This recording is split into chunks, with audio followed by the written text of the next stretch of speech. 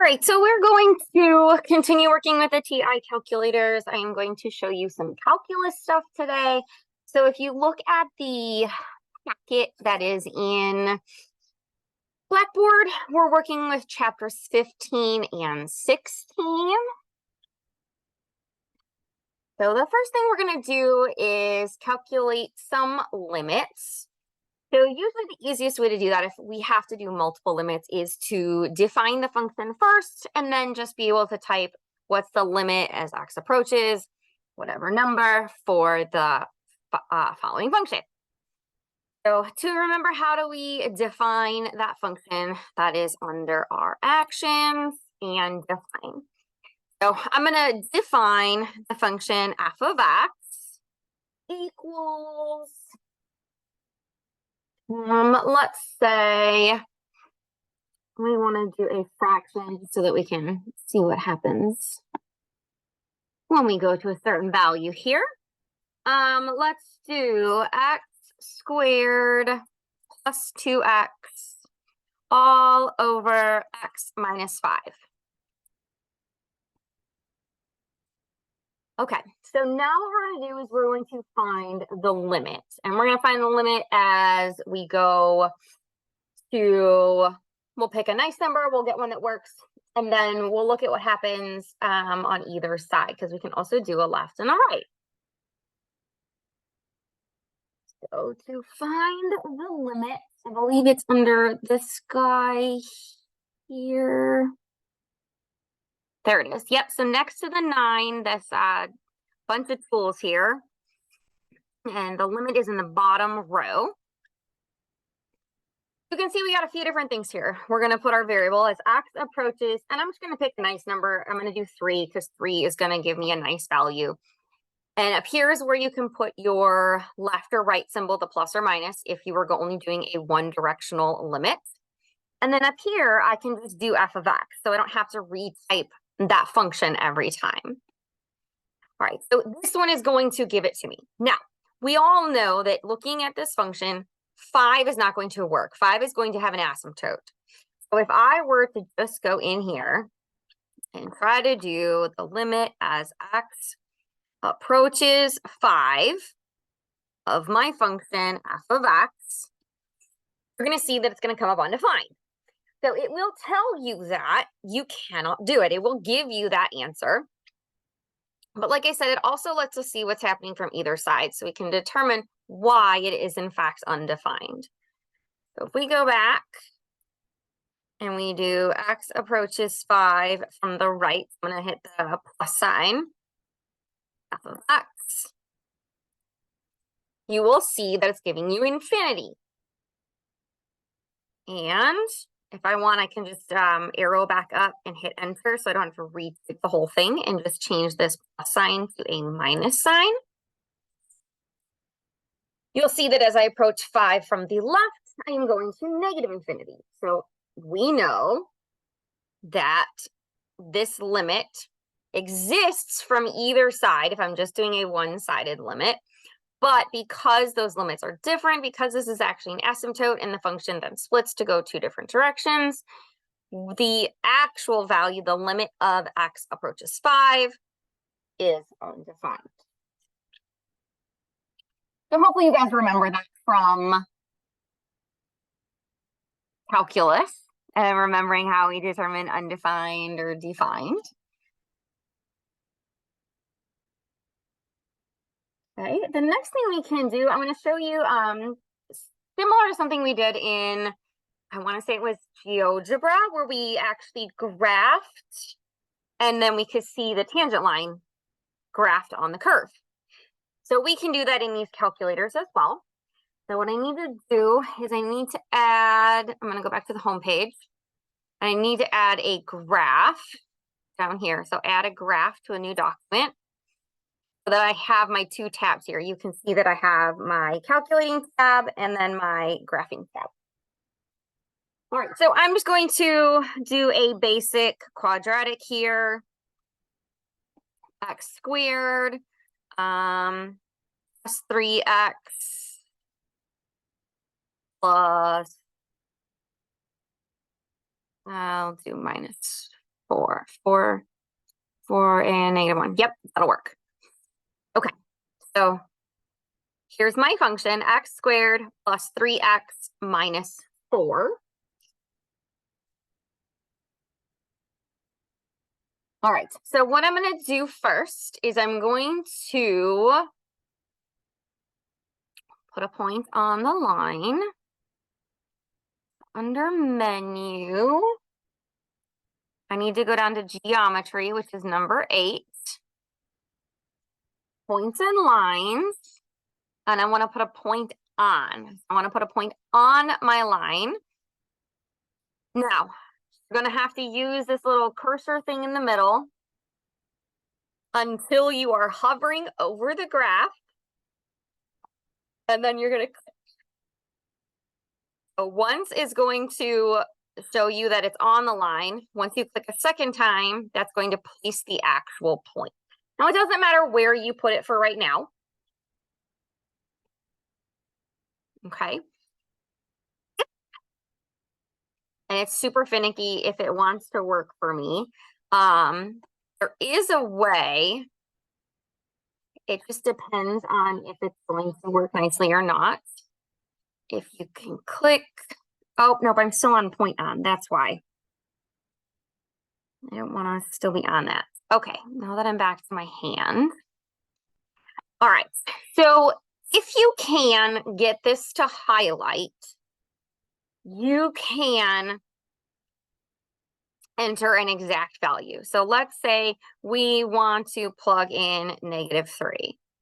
And I don't know if it's going to, oh, there we go. I was able to get it to change. Not everybody's going to be able to do that. All right, if you can't do it, it's not a big deal. This is one of those parts about the calculator that's really finicky.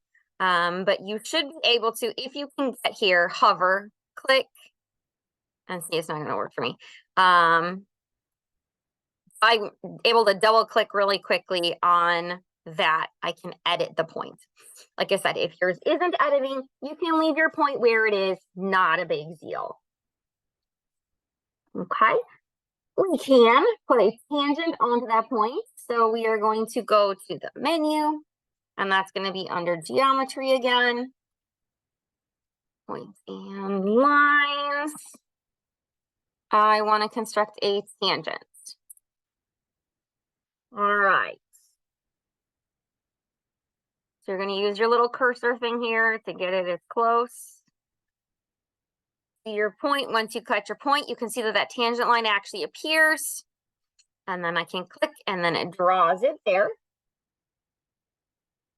And you'll be able to see that the function is there as well as the point. Now I'm going to try, if I click this middle here, it should give me my hand again. Let me hit escape. There we go. I want that icon to be gone up here. Once that icon is gone, then I can use the hand tool again. So I'm going to move this out of the way just because everything's kind of on top of itself here. I got my point. And then here's my tangent line over here.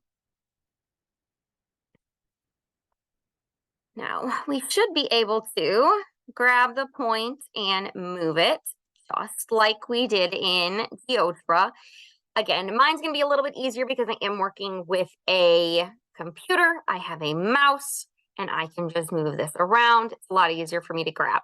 If you're not able to grab it, again, I do apologize. It's a little finicky.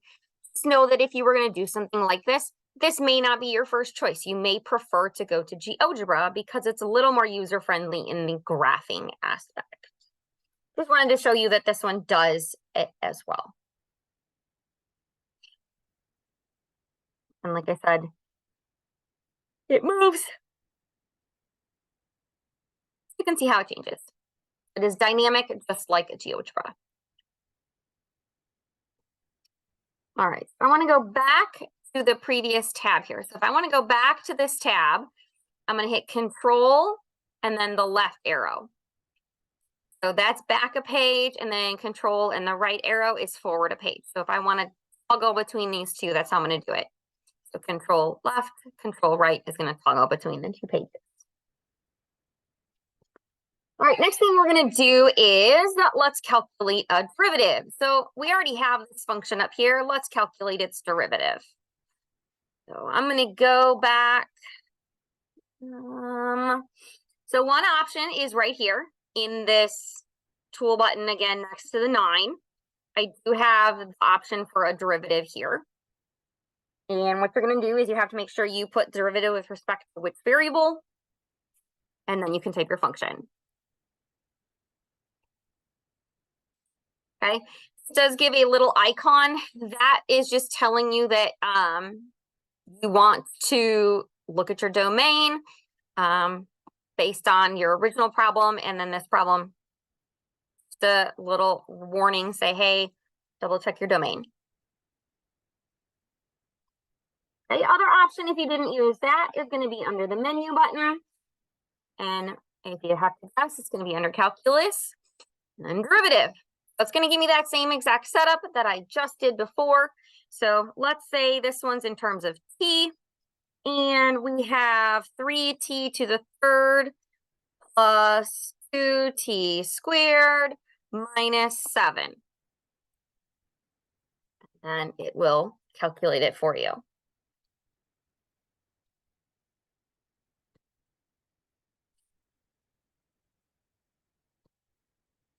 Okay, so you have the option to predefine, or you can just type your entire function in. We can also evaluate the derivative at a specific point. So if I wanted to do that previous problem, but at a specific point, so I'm going to go back to calculus, menu calculus, and then derivative at a point. So this one, you have to actually type your variable in here first, and then the value. So I'm going to hit the down button or tab button. We're going to evaluate it at 1. And you then have the option here. Do you want the first derivative, the second derivative, or do you want a further derivative? So let's just do the first derivative for now. And I'm going to use my original function here. So f of x.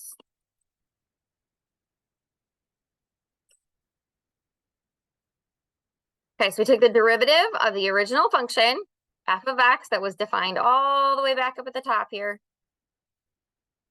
And then it plugs in 1.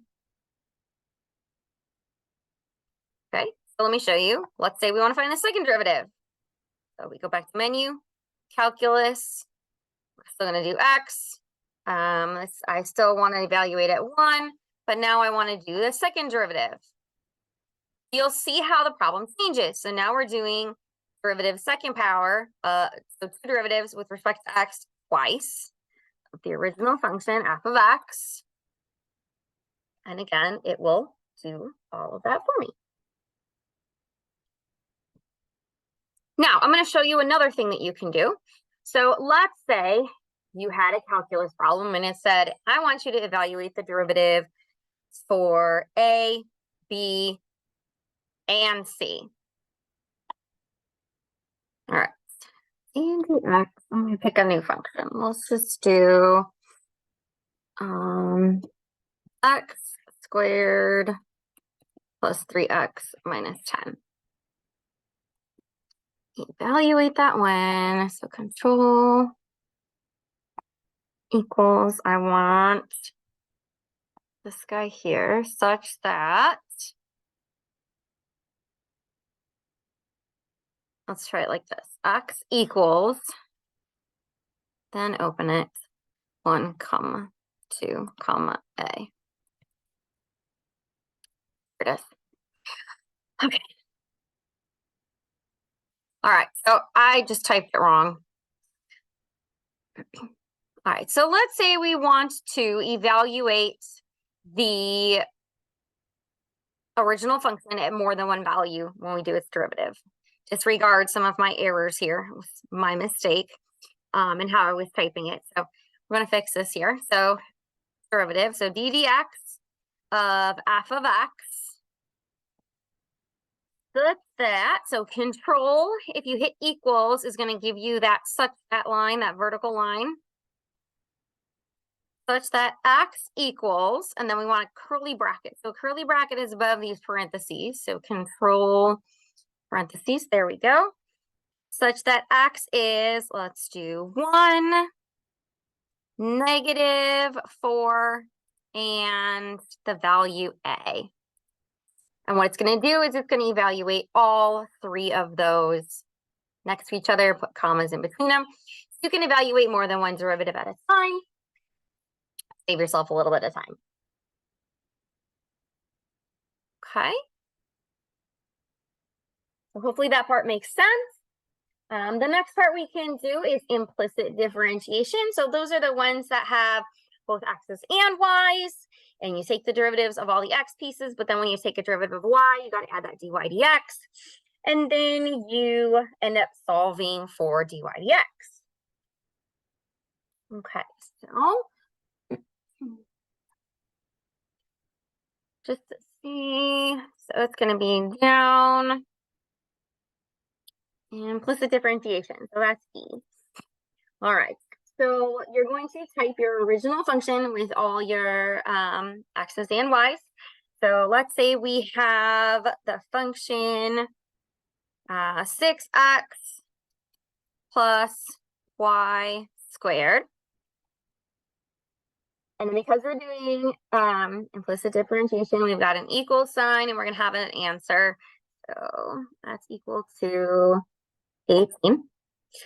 You're then going to need to put a comma and put each of the variables. So x, then comma, y. So implicit differentiation, type your first equation, then do comma x, comma y.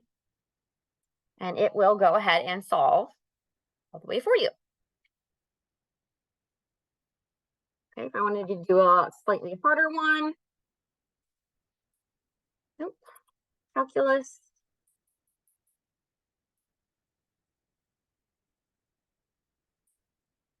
Okay, so let's say we have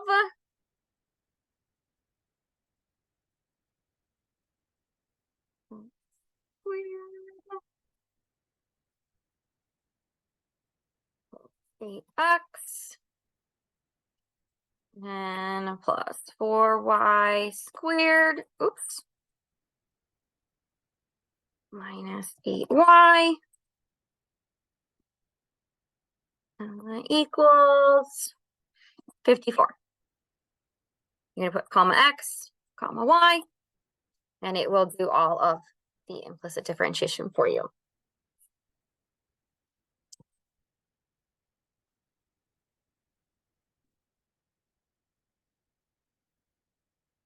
All right, so next is integral.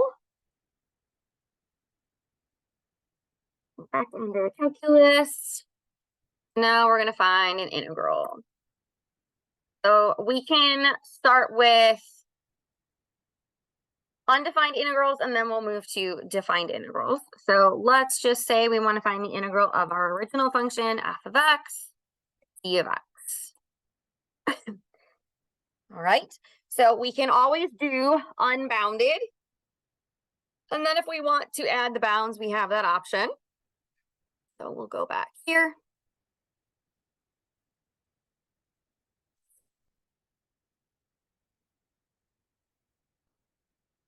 And let's say we want to evaluate from 0 to of our original function, f of x, e of x.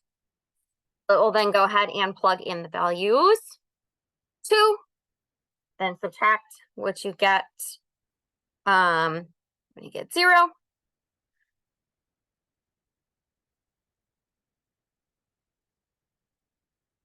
Just like every other problem, we don't always have to use x's. I can use any variable we want. So if I wanted to find another integral,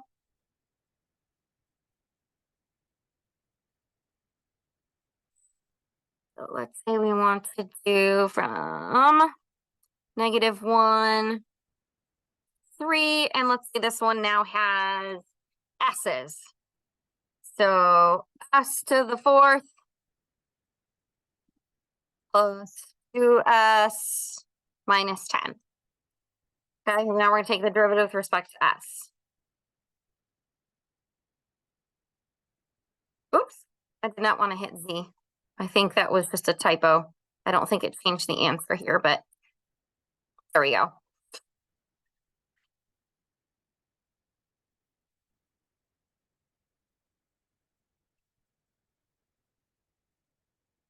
All right.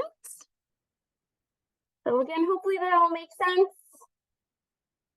Difference between definite and indefinite. So I can go back here if I didn't want the bounds. I'll just go back and delete them out. Go up, oops. Delete them out, and then it'll leave it in terms of S for me. So I want to go back.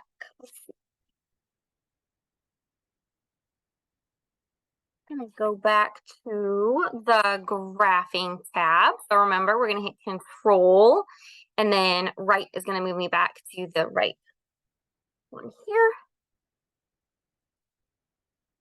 And to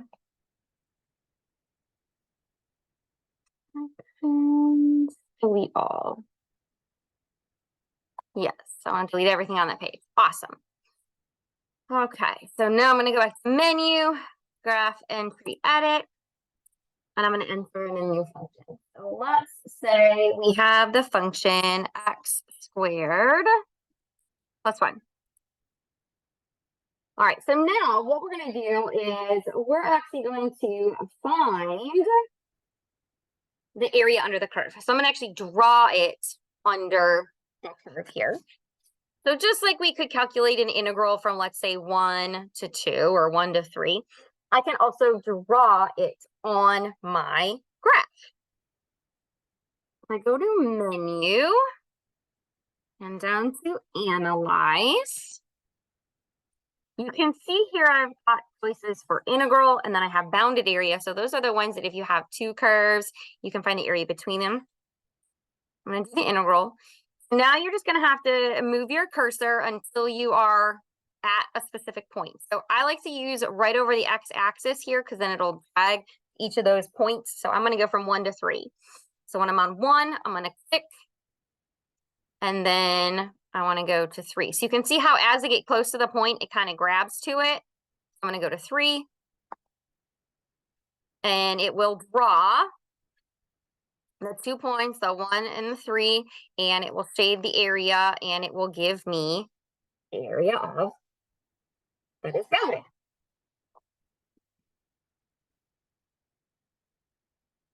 Okay. I could go and I could find another one. So analyze graph with the integral. So let's say we want to go from -2 to 1. And the area of that is 6. So pretty cool, pretty quick. I could go verify that here. We did what, -2 to 1. So let's see if we go back. Come on. -2 to 1. In here, I also have the integral option. That's going to be unbounded, so that's not the one I want. Integral -2 to 1 of x squared plus 1, see x. And yep, it agrees. It got 6. I know I did it correctly. All right, so hopefully that makes sense for you guys. You guys can play around and look at some of the other sections if there's something in particular you want to find. There's all sorts of fun stuff that we can do. Let me do one differential equation. Might as well. Some of you guys have taken DiffEq here. So let's say we want to find a general solution for a differential equation. We have a differential equation solver that was again under calculus. I know we passed it when we were scrolling down here. All right, so differential equation, you're going to type in your given differential equation. So usually you're given like dy dx equals, and then you have an equation. So dy dx is the same as y prime. Y. And then your apostrophe, just so you know, is next to the G. So Y, and then you're going to hit this button here, Z. This is the apostrophe button right there.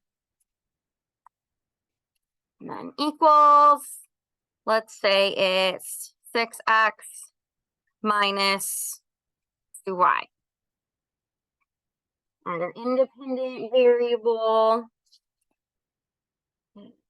x. Dependent variable is y. And then if you have conditions, you can enter those in. Otherwise, you're just going to click OK. And then you have, it's going to pop it in here, DE solve. So differential equation solver, differential equation with respect to x and y. And then you'll see that here, there is that C1 is your constant. So let me see if I can add in that initial condition.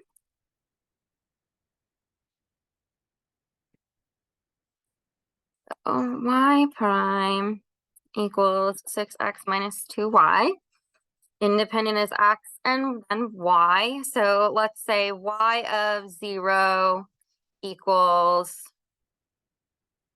4. Okay, so you're going to see it changes how it was originally written. But now adds and in the initial condition. And then it will go through and actually calculate your coefficient.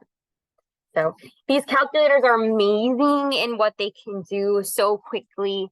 I hope that it is a tool that at least helps you as you're doing some harder math, or just a quick way to check some of your answers.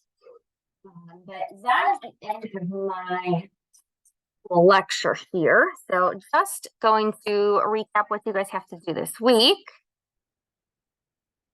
So in our class here, so we are in week 13. We're going to have 2 in-class, or sorry, so they're in-class problems. So try to do those right after you watch this. So you're going to graph these functions individually, and you want to zoom in close to the discontinuity at x equals 1 to see what happens. Then go to the table, and then explain how those can be seen in the table of the graph. So if I need to, let me show you quick how I got to the table. Under menu, number 7, table. You can see the table here. So mine, of course, clearly doesn't have a discontinuity because this is a parabola. But for those, this is how you could do that in the calculator here. You can split screen both the function and your table. I just wanted to show you that really quick.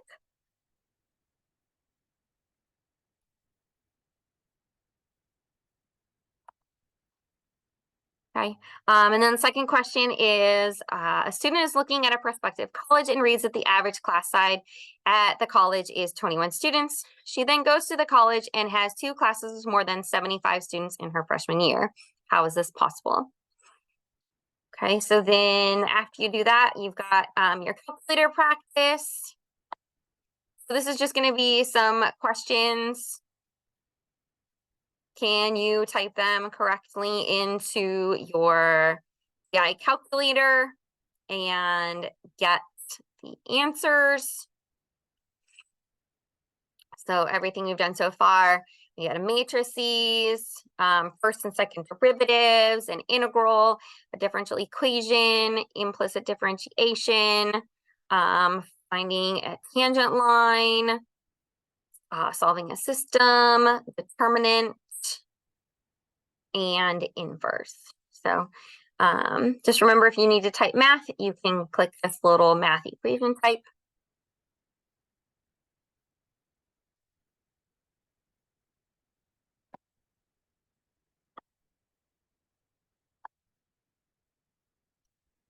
And then the last thing for the week is 2 more.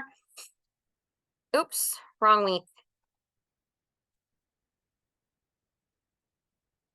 Problem solving ones that may take a little bit longer, so you guys can kind of work on those as you wish. So this is your work for the week. Hopefully you guys enjoy your Thanksgiving. If you're traveling, be safe. And hopefully you have an enjoyable evening tonight so that you don't have to come to class. And I will see you next week. Those of you with the grad projects, make sure you are ready to go with those. If you need me to copy anything, please email that to me. The last thing I do want to draw attention to is if you are an education major, I have the information for the problem solving journal down here. So back under the assignments tab, you've got directions for the problem solving journal and a master list of problems. So make sure you guys, if you are an education person, go check those out to make sure you know what you need to do for that. Okay. All right. I will see you next week.